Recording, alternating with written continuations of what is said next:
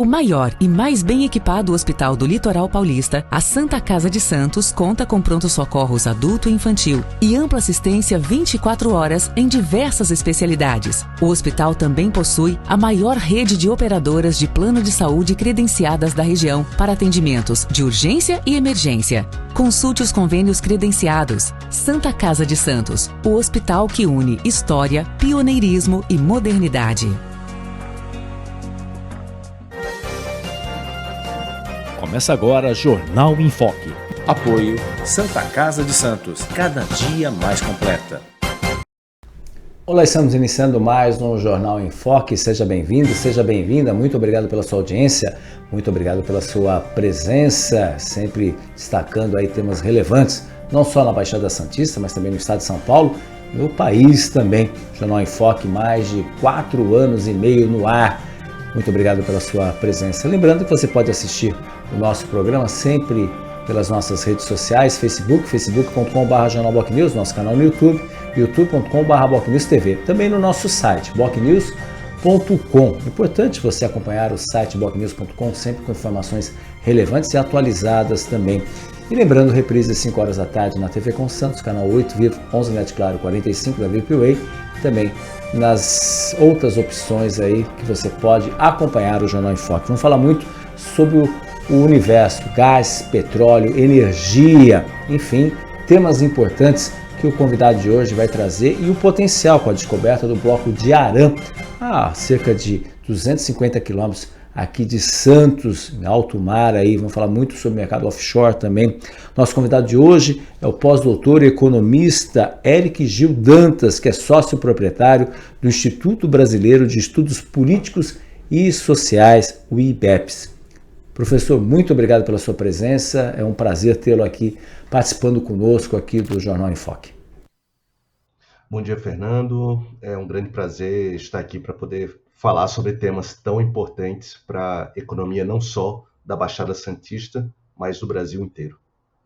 Professor, o senhor que é um especialista, né, na questão da área de energia, gás, petróleo, né? Recentemente a Petrobras anunciou aí essa descoberta no bloco de Arã, que dentro obviamente da Bacia de Santos, aí temos algumas imagens que o Felipe está colocando também, a 245 quilômetros de Santos, que é uma distância relativamente pequena. É claro que a gente vai definir aí outros fatores, se é em Santos, se é Guarujá, enfim, a localização exata nesse aspecto, mas sim é um potencial enorme nesse sentido. O que na prática isso representa aí em termos de cenário aí que a gente tem? Obviamente a Petrobras ainda vai definir as próximas etapas, mas o que isso já representa, se é possível a gente já ter essa noção, o que pode acontecer aí? O governo do estado está atento a esse fato também, o que na prática isso representa, essa descoberta? Bem, a Petrobras tem como a sua principal região hoje no Brasil o pré-sal, né? Apesar de muita gente achar que o pré-sal não foi tudo aquilo que se imaginava, do que se previa, mas ele é responsável por mais de 3/4 da produção de todo o petróleo e gás do Brasil. A descoberta do bloco de Arã, ele está dentro desse contexto, ele está dentro do perímetro do pré-sal. E ele chega em um momento em que há uma diminuição a previsão de queda na produção nos próximos anos do pré-sal. Então a Petrobras, ela encontra não só Arã, né? Ela tem outras descobertas acontecendo nesse ano, no ano passado, que garante a reposição de um bom nível de estoque de petróleo no Brasil. Então, o primeiro efeito é ajudar a não diminuir a produção de petróleo no Brasil. Isso em um âmbito mais nacional. Já em âmbito local, a gente tem a produção de petróleo como um efeito bastante nas economias locais, seja no estado, seja no município que receberá os royalties dessa produção. Bem, como é que municípios e estados se beneficiam da produção de algo que ocorre no mar. O primeiro efeito são as participações governamentais. Como qualquer outro bem natural produzido no país, se paga minerais, hidrocarbonetos, se paga royalties, tanto para o Estado, no caso o Estado de São Paulo, quanto para o município que for classificado como o município que está de frente ao bloco de Aran, que pode ser Santos, né? Esses royalties são pagos mensalmente a essas unidades políticas, o governo estadual e o município, e quem é classificado como o município que é classificado como alguém que está de frente à produção de um grande bloco de extração de petróleo, acaba recebendo aí centenas de milhões de reais por ano em royalties, né? Não é o caso de Santos hoje. Hoje isso aí é o caso mais de São Sebastião, outros municípios que têm uma relevância importante do seu orçamento vindo de royalties da extração de petróleo e gás. Um outro efeito, mas aqui deve ser menos sentido na Baixada Santista, se a estrutura se mantiver como está, são os empregos e a economia que acontece por conta da extração desse petróleo, né? Hoje, a Petrobras, ela concentra, que é quem é a operadora desse bloco de Aran, ela concentra as suas atividades de offshore no Rio de Janeiro. Não ia ser assim, inclusive Santos recebeu há alguns anos um prédio que seria para operar o pré-sal da Bacia de Santos, mas acabou, o prédio está lá, existem trabalhadores da Petrobras lá, mas acabou não sendo o centro de operação do pré-sal da Bacia de Santos. Então, uma parte desse efeito econômico de ter mais trabalhadores hiper especializados, com uma renda bastante elevada, né? O salário médio da Petrobras chega a próximo de 20 mil reais mensais, além de todos os outros benefícios, né? PLR, outros benefícios como auxílio, como previdência, plano de saúde, que tem efeitos, né, na economia local. Essa mudança da operação do pré-sal apenas para o Rio de Janeiro impactou um pouco, e depende aí do que a Petrobras fará se aumentar enormemente a produção de petróleo com o bloco de Aran. Mas são esses dois primeiros grandes efeitos que se tem quando se descobre uma área de grande produção de petróleo. Um primeiro efeito fiscal, arrecadação de municípios e estado, e outro, um efeito econômico que vem da atividade em si. É importante lembrar que o setor de petróleo e gás ele é bastante internacionalizado. Então, independentemente de onde esteja sendo extraído, a gente tem muito importação de serviços para auxiliar, né, na extração e no escoamento desses hidrocarbonetos. Então, de qualquer forma, a gente tem aí um efeito que é jogado para a economia internacional pelas características desse mercado. Mas, de qualquer forma, é positivo, é bastante positivo, pode inaugurar aí um aumento da arrecadação de Santos ou Guarujá, seja lá o município que for classificado como de frente a essa área do campo de Aran. Professor, especificamente da qualidade, né? Pelo menos as primeiras informações que a própria Petrobras já divulgou em seu portal também, não sei se o senhor tem também conhecimento a mais ainda nesses cursos, a qualidade do petróleo existente, do óleo existente no bloco de Aran não é tão profundo também, começa por aí, né? Isso já é uma vantagem também. E é uma qualidade, aparentemente até agora, ainda testes vão ser feitos para finalizar, mas até o momento o cenário é bem positivo dentro do que já existe aí, que especificamente nesse bloco aí, nesse sentido. É isso mesmo, professor? Sim, inclusive todo o pré-sal tem uma qualidade muito maior do que a média do mercado brasileiro e internacional. É um petróleo que, primeiro, tem um custo muito mais baixo do que outros. Você pega o custo do pré-sal, hoje está em $4,45 para produzir um barril de petróleo, que custa hoje $65, né? Mas ao longo do ano passado e esse variou entre uns $60 a $80. Então, o nível de lucratividade é bastante elevado, primeiramente porque é um óleo barato de se produzir.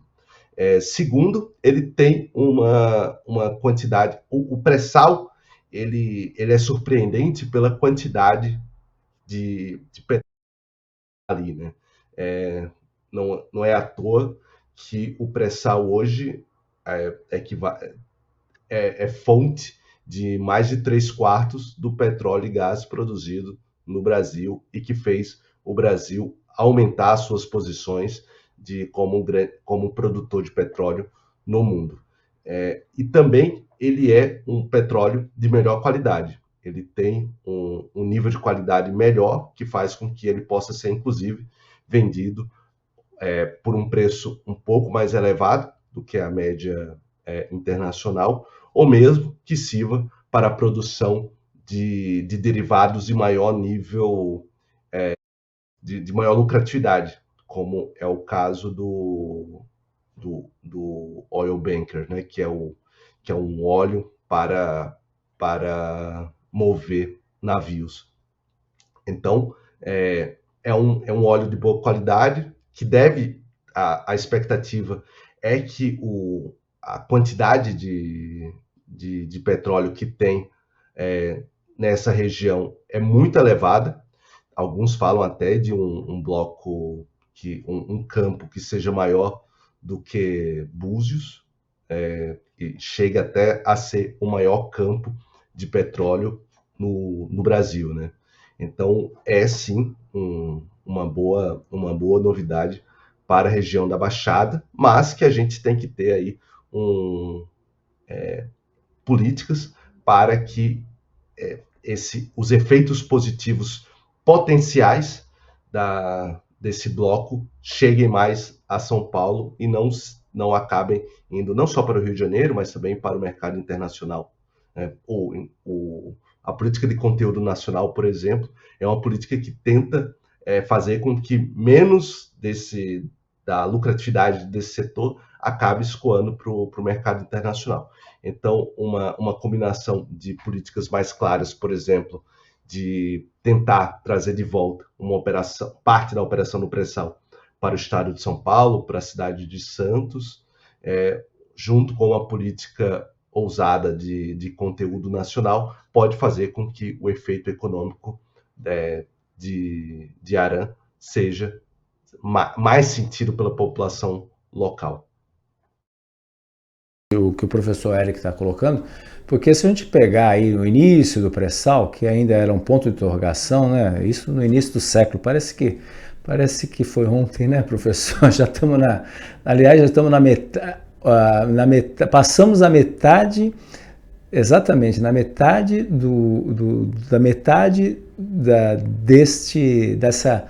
dos primeiros 25 anos deste século. É impressionante como o tempo voa, literalmente. Estamos mais próximos de 2050 do que estávamos em 2000, né? E quando se falava do pré-sal, isso no início desse século, falava-se que era um ponto de interrogação. Aqui em Santos criou-se essa expectativa enorme aí, investimentos, rede hoteleira, né?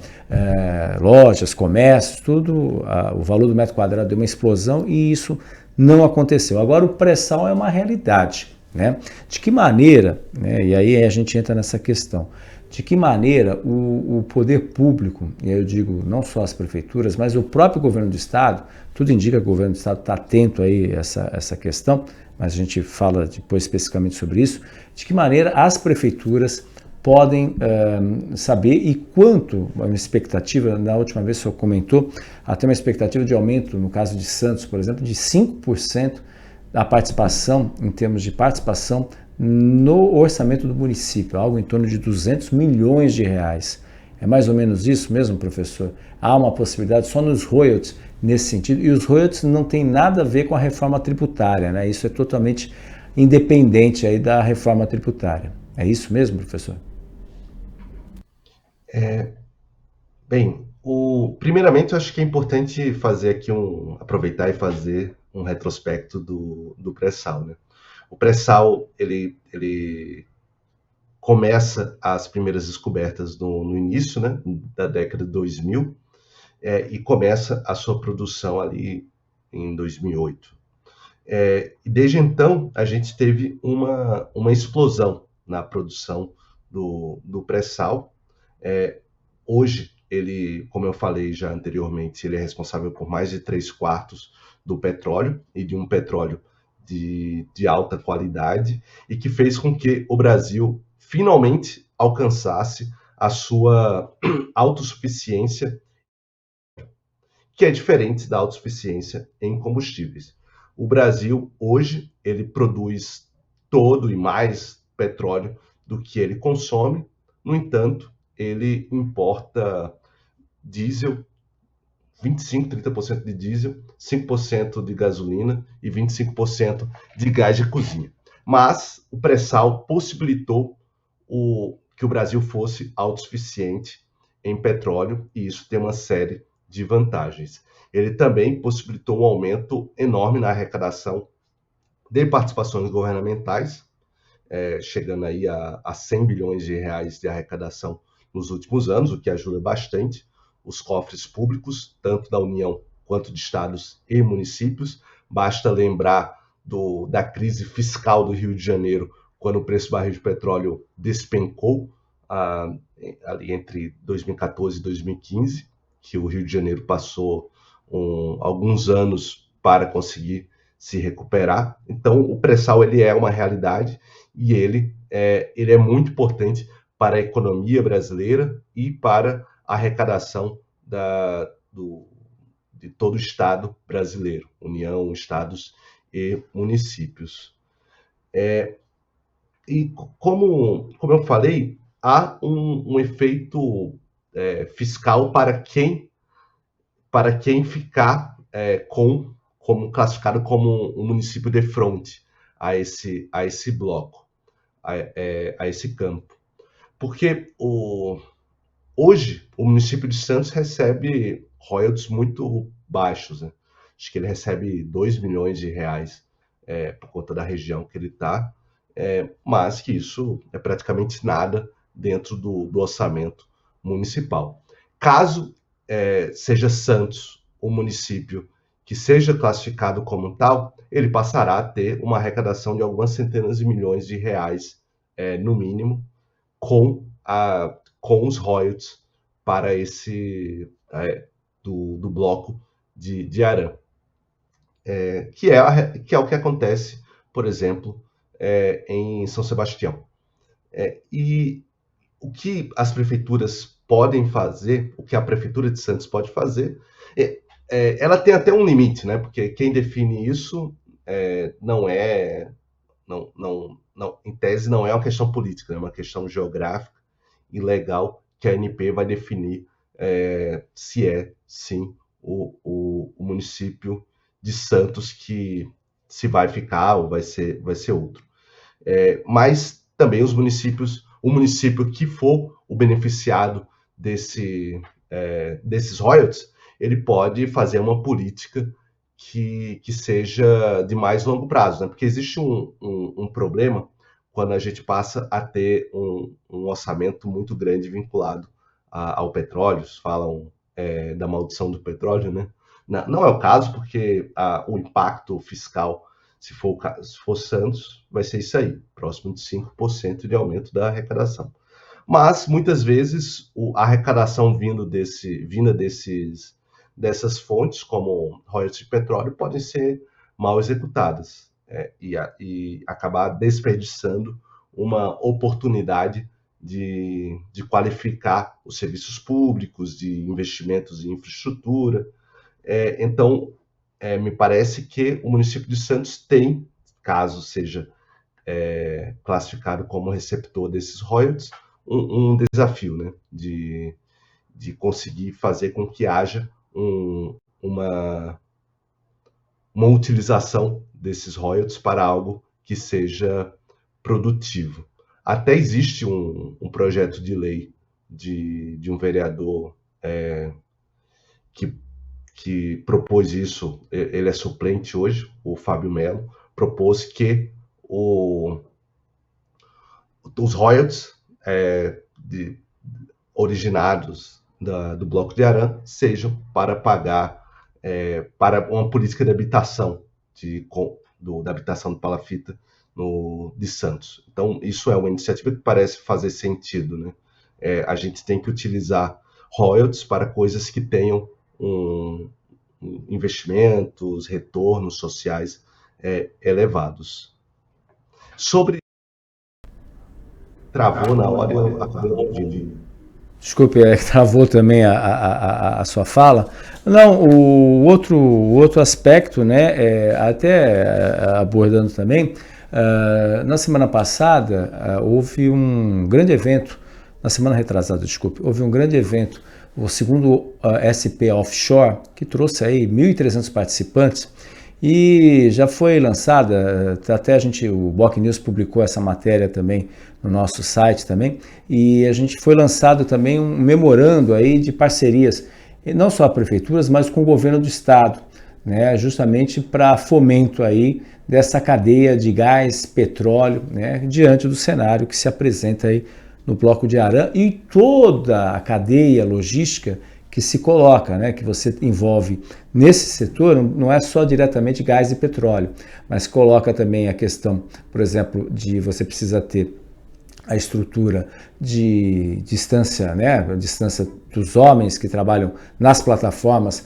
para se deslocarem, por exemplo, o aeroporto nesse sentido, você tem toda uma rede hoteleira, mercado imobiliário também, enfim, outros segmentos, alimentação, uma série de questões aí nesse sentido. E o governo do estado também está de olho também no foco lá no litoral norte, em São Sebastião. Aí a ideia é planejar de uma maneira integrada, o litoral paulista ser o grande beneficiário nesse aspecto. Então, dentro desse coisa, qual a importância, né, que o poder público agora, sim, o governo do estado, né, volto a dizer, né, que se antes o governo do estado talvez não desse tanta atenção para essas discussões, talvez naquela fase do pré-sal houvesse uma força maior do governo do estado, talvez as discussões de ir a Petrobras ficar concentrada mais no Rio de Janeiro, não seria tanta se hoje o governo do estado focar, vamos brigar por isso daqui também. E não só o estado, até pelas suas características, né, de estrutura, ter aí uma legislação adequada, e eu ouvi muito também sobre isso a respeito também de segurança jurídica também, que é importante para quem vai investir também, não digo a Petrobras, estou falando das empresas no entorno, isso acaba de certa forma contribuindo para esse aspecto. Só ver, comparando a fase inicial do pré-sal no início desse século com os dias atuais, só acha que hoje o estado de São Paulo está mais preparado aí para atender essa demanda aí? Eu digo o estado, digo os municípios, mas está mais preparado para atender essa demanda, não só atender às vezes o bloco de Aran, mas também os blocos que estão aí até para o sul do país também, e quem sabe também ali a próprio Rio de Janeiro, né? Porque à medida que vai crescendo, obviamente a demanda vai crescendo também, especialmente ali na divisa entre São Paulo e Rio de Janeiro, que você tem a região de São Sebastião, por exemplo, Ilhabela, Caraguatatuba. Só acho que São Paulo hoje está mais preparado do que no início do pré-sal?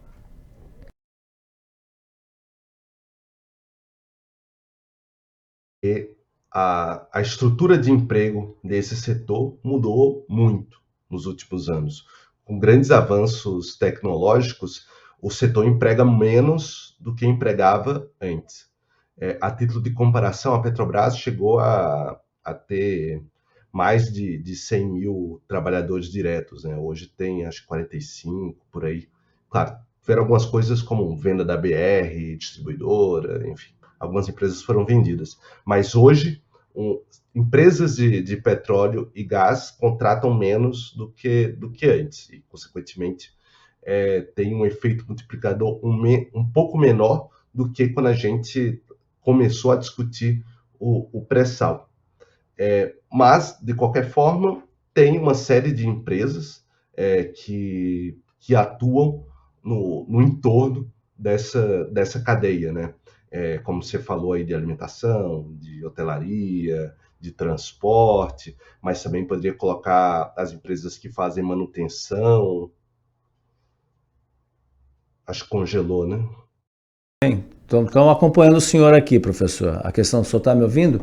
A questão da manutenção. Professor Eric Gil Dantas também, que está nos acompanhando aqui, está participando, dando grandes esclarecimentos. Tudo bem, professor? Voltou aí? Voltou a internet? A internet.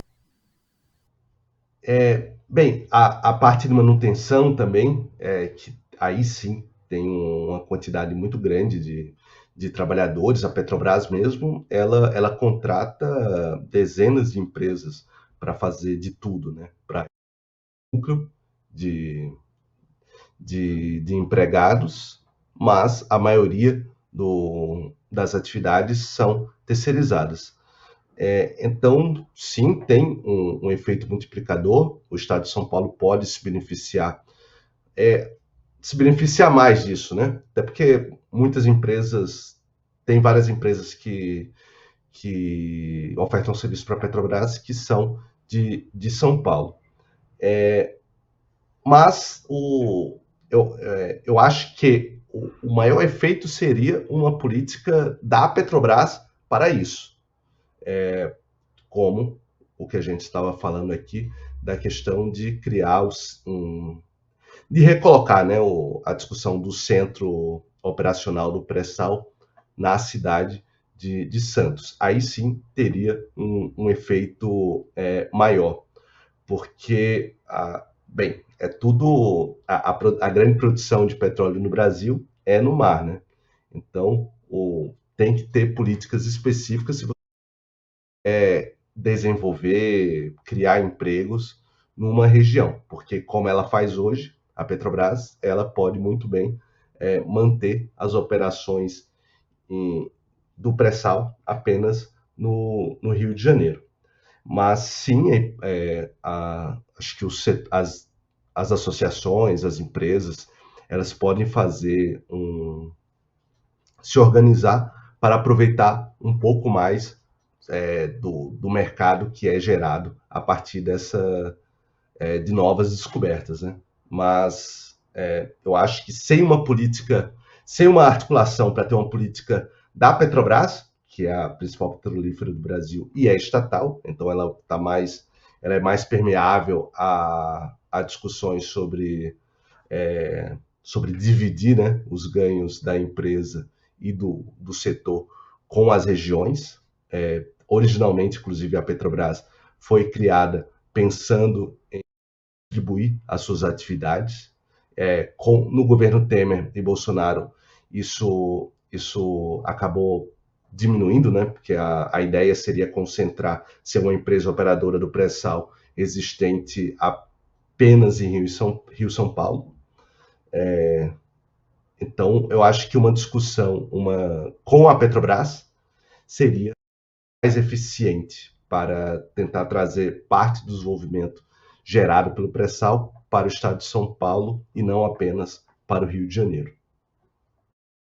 Gancho, que no evento o diretor de projetos de inovação da Invest São Paulo, Tiago Camargo, deixou claro o interesse do estado de São Paulo em atrair a participação paulista no mercado offshore diante das novas descobertas, e foi assinado um memorando de entendimento entre o governo do estado e a Petrobras para incentivar operações offshore, instalações em alto mar com plataformas de extração de petróleo e gás no litoral paulista, e o estudo de viabilidade técnica, econômica e ambiental para o desenvolvimento de uma base offshore em São Sebastião.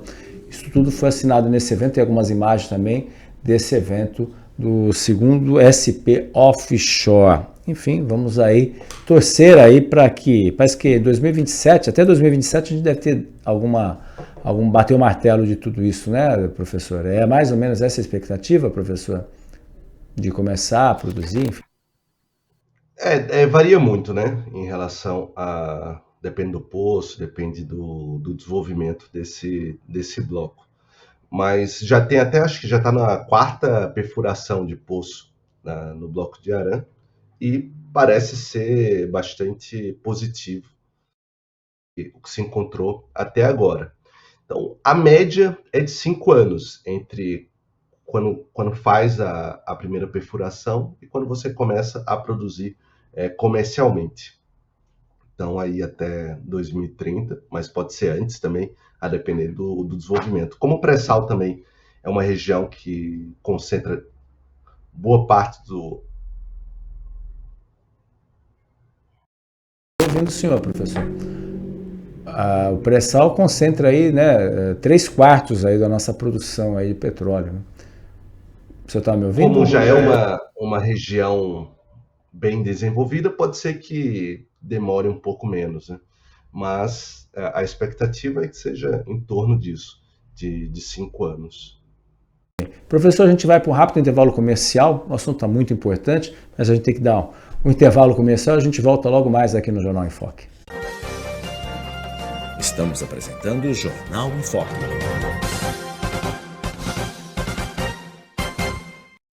O maior e mais bem equipado hospital do Litoral Paulista, a Santa Casa de Santos, conta com pronto-socorros adulto e infantil e ampla assistência 24 horas em diversas especialidades. O hospital também possui a maior rede de operadoras de plano de saúde credenciadas da região para atendimentos de urgência e emergência. Consulte os convênios credenciados. Santa Casa de Santos, o hospital que une história, pioneirismo e modernidade.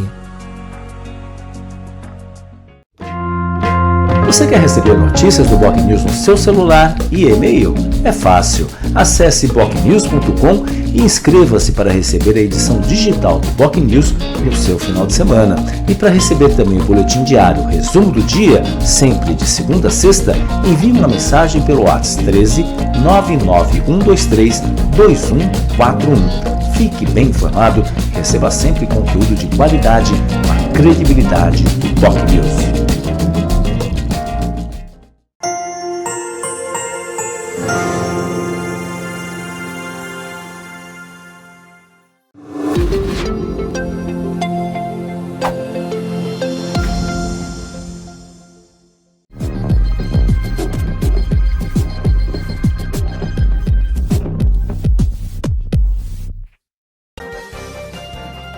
Voltamos a apresentar Jornal em Foque.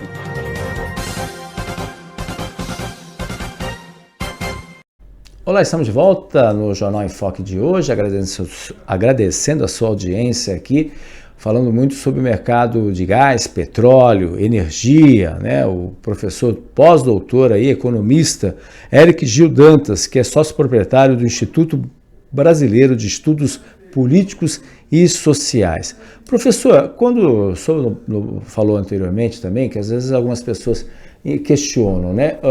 Por que o Brasil é autossuficiente de petróleo, mas continua ainda importando, o senhor colocou aí, diesel 25%, gás de cozinha 25%, gasolina 5%. É a necessidade de maior investimento em refinarias? Esse é o foco principal? Sai mais barato você importar do que ter refinarias próprias? Qual é a estratégia aí? O que é melhor? Eu sou como economista aí, o que é melhor nesse sentido? A gente teve a última grande, né, instalação foi Bento e Abreu, né, no Nordeste, polêmico também, cheio de problemas aí nesse sentido. E a gente tem aqui em Cubatão também, o polo aqui de Cubatão também, a Petrobras em Cubatão, mas enfim, vale mais a pena importar ou investir aí em produção própria, ainda mais no momento quando se discute muito as energias renováveis, né? Muita gente fala, vale a pena investir nessa área do petróleo, né? Mas é claro, há toda uma cadeia aí ligada a esse produto, importante produto. Gostaria que o senhor fizesse uma análise aí econômica e análise desse cenário, desse mercado também, por favor. O Brasil ele é autossuficiente em petróleo, mas não é autossuficiente em combustíveis, em derivados de petróleo, porque a gente não tem refinaria o suficiente para dar conta disso, né? A última grande refinaria foi a RNEST, né, Abreu e Lima, em Pernambuco. Inclusive agora fez um acréscimo de capacidade de refino. A Petrobras terminou, acho que no mês passado. Vai ser construído um segundo trem, o chamado segundo trem, né? Que é uma segunda metade da refinaria que tinha ficado por uma série de questões legais, problemas até de corrupção, né? Tinha ficado para trás. A Petrobras, ela foi quem criou quase todas as refinarias do Brasil. Ela tinha, antes da venda da refinaria da RLAM e da REMAN, ela detinha 92% da capacidade de refino do país, e ela tinha planos, né, de expandir as refinarias. Ela ia construir a Prêmio 1 e 2 no Ceará e no Maranhão. A RNEST em Pernambuco estava dentro desse plano de tornar o Brasil autossuficiente em derivados e também até exportador de diesel. Mas uma série de questões, como a Lava Jato, mudanças de governo e, consequentemente, de políticas para a Petrobras, fez com que isso deixasse de ser um plano, né? E o Brasil começou a voltar a aumentar as suas importações de combustíveis. Hoje, para uma economia, para qualquer economia no mundo, é muito benéfico que você tenha uma produção local desses combustíveis. Basta lembrar, por exemplo, os anos 2021 e 2022, quando teve a explosão de preços de combustíveis no mercado internacional, por conta da invasão da Rússia à Ucrânia, e o aumento do preço do petróleo e dos combustíveis. Naquele momento, os países que não tinham produção própria, local, nacional, de combustíveis, teve que aumentar muito o preço da sua importação, né? Tem uma questão de segurança energética, mas tem uma questão também de balança comercial. Existe uma pressão, acaba pressionando também o câmbio. E o Brasil teve um efeito menor nos preços, mesmo a gente chegando aí aos maiores preços da história do país, né, em 2022, tanto da gasolina, do diesel e do gás cozinha, mas poderia ter sido pior. Então, sim, é bom para uma economia que haja refinaria para produzir o que a gente consome. E refinaria é um setor que gera muito emprego, empregos de boa qualidade, né? Hoje, se você pega em termos de produtividade da indústria brasileira, o refino geralmente está em segundo ou em terceiro de maior produtividade.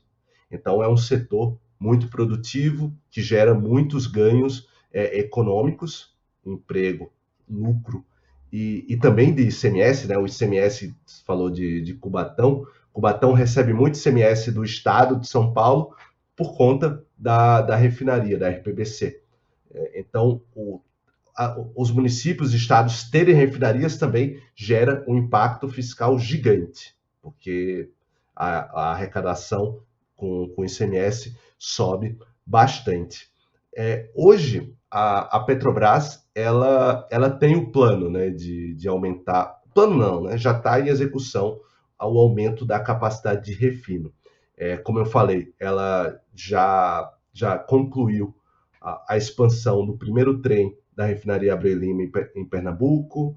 Ela está construindo o segundo trem, então vai expandir bastante a capacidade de produção de diesel daquela refinaria, e essa refinaria em particular, ela consegue produzir muito diesel em relação ao mix, né? Porque o refino de petróleo gera vários produtos, né? Você não tem muito como controlar quanto de gasolina, quanto de gás cozinha, quanto de querosene de aviação vai sair de diesel, vai sair daquele petróleo. Então, mas a refinaria de Abreu e Lima, ela foi construída de uma forma com equipamentos muito modernos, que fazem com que mais de 70% do petróleo se transforme em diesel. E diesel é algo que a gente tem aumentado a nossa demanda no mercado local. Mas todas as refinarias da Petrobras estão com planos em execução de aumento de capacidade de refino. A gente pega aí a Paulínia, a gente pega a São Caetano, a RPBC, a de São José dos Campos, a de Rio Grande do Sul, do Paraná, Pernambuco, de Minas Gerais, todas elas estão aumentando a sua capacidade de refino. Hoje, o que a diretoria da Petrobras diz é que é muito caro construir novas refinarias. A gente quer solucionar o problema de dependência de importação de combustíveis. Mas construir uma refinaria do zero, ela é mais cara e demora muito para o seu retorno em um contexto de transição energética. Isso fica pouco viável financeiramente. Mas a gente está expandindo as refinarias existentes e a gente vai expandir a produção de diesel e de gasolina. Hoje, a gente pode perguntar, né? Mas mesmo expandir, vale a pena se a gente está em um contexto de transição energética?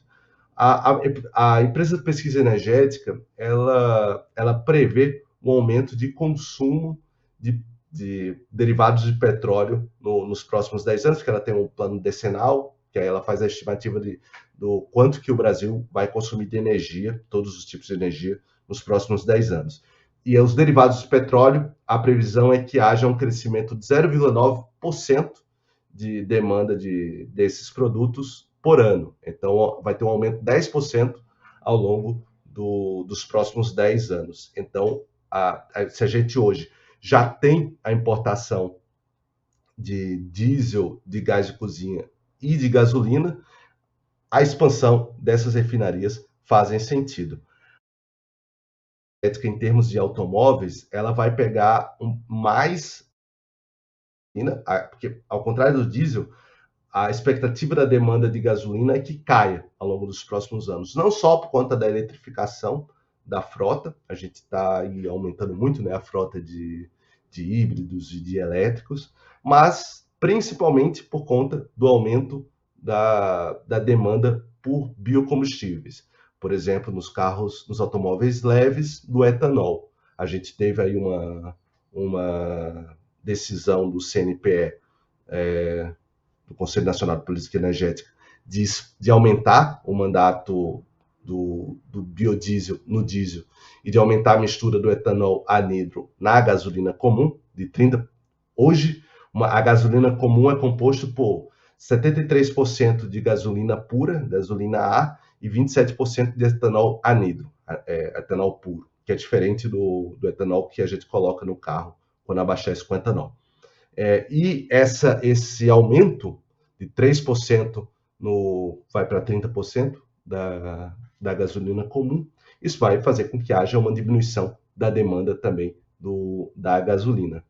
E isso também até ajuda a gente diminuir o nosso problema de importação. Então, é um mix de coisas que a gente tem que fazer para diminuir a nossa dependência de combustíveis.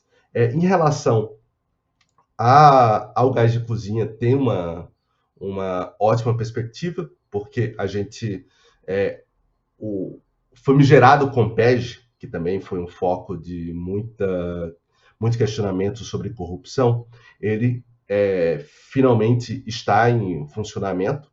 Ele agora se chama Complexo Boa Ventura, e o principal foco dele é o tratamento de gás natural que está vindo do pré-sal. Antes, o pré-sal produz não só muito petróleo, mas muito gás natural, que é algo que o Brasil nunca produziu muito, gás natural. Tanto que no nosso cotidiano, gás natural não é tão comum como em outras partes do mundo, né? Mas a Petrobras inaugurou recentemente mais uma conexão, mais uma rota do gás natural que é do pré-sal, para o continente, e grande parte dele será processado no antigo Compeg, que é hoje o Complexo Boa Ventura, que como consequência, o Brasil conseguirá produzir todo o gás de cozinha que o país demanda, porque o gás de cozinha vem tanto do petróleo quanto do gás natural. Então a gente vai aumentar aí a produção de gás de cozinha, tendo como origem o gás natural. Então há uma série de políticas, principalmente da Petrobras, mas não só da Petrobras, né, do CNPE, com o aumento da mistura de etanol e de biodiesel nos combustíveis fósseis, que permite que o Brasil diminua a sua dependência do mercado externo. Professor, para o cidadão comum, para a pessoa que coloca lá o combustível, lá, a gasolina, ou álcool, mas enfim, a gasolina, que ainda é a grande maioria dos veículos nesse sentido por diesel, vai ter alguma mudança que o cidadão vai perceber aí, esse aumento aí do uso do álcool, que não é o mesmo álcool, não é o mesmo etanol que é utilizado aí na bomba, né? Vai perceber alguma mudança em termos de rendimento do carro, alguma coisa nesse sentido, ou isso não vai acontecer? Em termos de rendimento, não é para ter nenhuma diferença. É para ter o mesmo rendimento. Em termos de preço, a diferença também é muito pequena, até porque são só 3%, né? E o etanol é só um pouquinho mais barato, o etanol puro é só um pouquinho mais barato do que a gasolina pura. Então pode ter uma diferença de 1, 2 centavos, pouco perceptível, ainda mais em um contexto de que os postos, distribuidoras estão aumentando muito as suas margens sobre esses produtos, o que faz com que reduções da Petrobras não estejam chegando ao produto final. Então, tanto em questão de desempenho quanto em questão de preços, não deve haver modificações. No entanto, em um contexto de transição energética, de diminuição das emissões de gases de efeito estufa, é uma boa política, né? Porque eu falei anteriormente dos benefícios da diminuição da dependência do mercado internacional com importações, então diminuir a importação, o que também até beneficia mesmo o câmbio, né? Porque quanto menos produtos no exterior a gente tenha que comprar, menor é a pressão sobre o câmbio. Mas também ajuda na transição energética brasileira. O Brasil, além de ter uma matriz energética elétrica bastante limpa, em comparações internacionais para a gente usar muito hidrelétrica, a matriz de transporte também é muito mais limpa do que a média global, porque a gente usa muito etanol. E agora, vindo aí também um aumento da produção de biodiesel, né? E outros também, né? A gente tem outras iniciativas, como querosene de aviação com mistura de produtos renováveis, enfim. O Brasil tem uma matriz mais limpa em termos de transporte do que o restante do mundo, porque a gente usa biocombustíveis. E essa nova política aumenta isso, expande a importância dos biocombustíveis na matriz energética de transporte do Brasil, o que faz com que o Brasil diminua também, proporcionalmente ao menos, a sua emissão de gases de efeito estufa. Então, a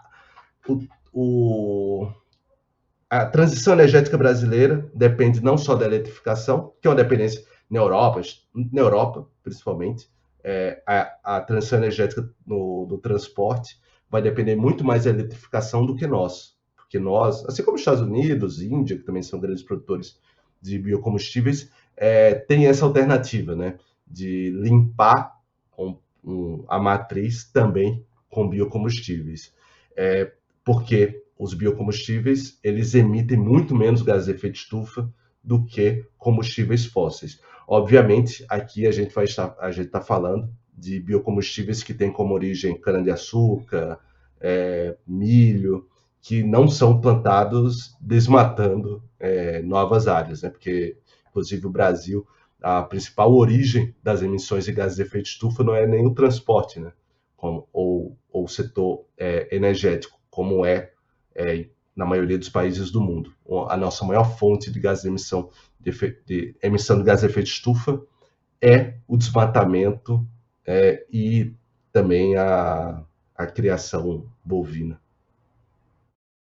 Eu sou como economista, né, especialista, que aí entra a questão do agro, né, que a gente tem, por exemplo, pegando o gancho da cana-de-açúcar que o senhor falou, isso acontece muito, aconteceu com o caso do arroz, que agora o arroz, o valor caiu bastante, né, as mudanças climáticas, tudo isso daí tem que ser levado em consideração também. No caso da cana, a gente cana, mas existem outras possibilidades também, o milho, também a gente tem todo o potencial também energético, né, com eólica, enfim, outras questões também, mas focadas especialmente nesses produtos agro, né, que obviamente há um risco, sempre há um risco, né, de você ter uma demanda crescente, por exemplo, do etanol, e aí o preço, por exemplo, do açúcar, ele acaba aumentando também. Até para as pessoas entenderem como é que isso funciona aí, né, nessa equação, porque o cidadão, por exemplo, com a alta do dólar, muitas vezes o exportador tem mais interesse em exportar do que deixar no mercado interno, e isso pressiona os preços também nesse sentido. Num cenário que a gente só vislumbra aí pela sua experiência também no cenário internacional nos próximos meses e ano que vem temos um ano eleitoral, que será uma eleição difícil também. O que a gente pode esperar nesse mercado aí especificamente, se a questão política, não só nacional, mas internacional, pode afetar aí essas decisões aí que são tomadas, especialmente nessa questão técnica? Isso vai influenciar? O senhor acredita que isso possa acontecer? Essa é uma questão importante, Fernando, porque os biocombustíveis eles têm uma vantagem de ter menos emissão de gases de efeito estufa, mas tem uma desvantagem, porque eles podem conflitar, pegar a área de plantio de alimentos, né? Mas tem um avanço técnico no Brasil que está gerando uma expectativa de aumento de produção sem ser com um conflito de produção de alimentos, ao menos de alimento que vá para a mesa do brasileiro, né? Não seja para exportação para outras finalidades, como a indústria europeia, como para ração de gado no exterior, ou enfim, que é a safrinha do milho. Hoje, a maior parte do etanol produzido no Brasil é de cana-de-açúcar. Historicamente, sempre foi assim, tanto que São Paulo, grande produtor de cana-de-açúcar, é o maior produtor de etanol do Brasil. Mas com a tecnologia da safrinha, da safra de milho entre as safras de soja, aumentou a oferta de milho na economia brasileira. E parte desse milho está virando etanol. Então, a gente tem um aumento da oferta desses combustíveis a partir de uma nova oferta de milho, que, no caso, não está conflitando aí com plantações de feijão, de arroz, de batata, enfim. Então, nesse sentido, eu acho que o Brasil está com a capacidade, aumentando a sua capacidade de produção, sem gerar um problema de segurança alimentar, né, para o restante do país, o que é algo positivo. Mas a gente tem que ficar sempre atento, né, porque não adianta nada a gente produzir mais combustíveis e produzir menos alimentos que vá à mesa dos brasileiros. Os biocombustíveis, eles têm um pouquinho menos interferência do mercado internacional, apesar de que tem, né? Porque todos esses produtos são commodities, milho, cana-de-açúcar, que tem que variam no mercado internacional, não só com fatores internos, mas ele varia menos do que os combustíveis. Mas também ele sempre o etanol, por exemplo, ele sempre tem uma perfeita com o preço da gasolina. Quando o preço da gasolina sobe, o do etanol também sobe. Às vezes sobe menos, o que se torna, inclusive, o etanol mais competitivo do que a gasolina.